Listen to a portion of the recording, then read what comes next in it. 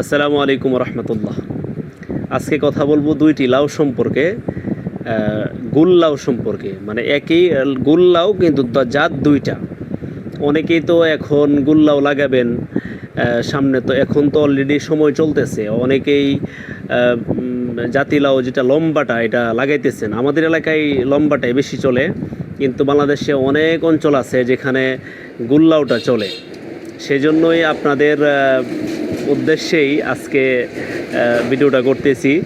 যারা গুল লাউ লাগানোর ইচ্ছা আছে, আপনারা চাইলে এই যে একটা লাউ বীজ ইস্পাহানি এগ্রো লিমিটেডের সুলতান, এই বীজটা আপনারা লাগাতে পারেন।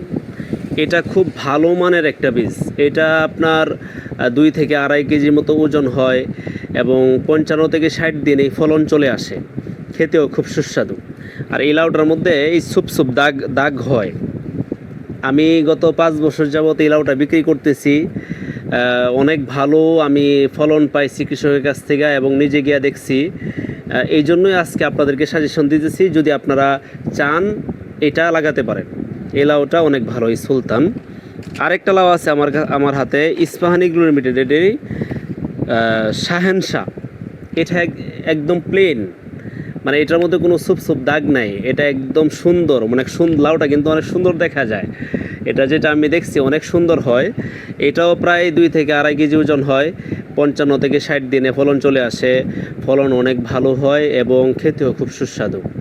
আপনারা যাদের গুল লাউ লাগানোর ইচ্ছা আছে, আপনারা চাইলে এই 2টা লাউ লাগাতে পারেন। খুবই ভালো একটা জিনিস। আরেকটা বিষয় বলে দিই, কোম্পানি আমাকে কোনো স্পন্সর করে নাই, আমি নিজে থেকেই, যেহেতু আমি কৃষকের কাছ থেকে এটার খুবই ভালো রেজাল্ট পেয়েছি, কৃষক আমাকে এটার ভালো ফিডব্যাক দিয়েছে, এই জন্যই আমি আজকে আপনাদের সাথে এটা তুলে ধরলাম। আপনারা চাইলে এই 2টা লাউয়ের বীজ ইস্পাহানি এগ্রো লিমিটেডের শাহেনশাহ এবং সুলতান এগুলি লাগাতে পারেন, চাষ করতে পারেন। ইনশাল্লাহ, আল্লাহ যদি রহমত করে, ইনশাল্লাহ আপনাদের ফলন ভালো হবে ইনশাল্লাহ। আশা করি সকলে বুঝতে পারছেন।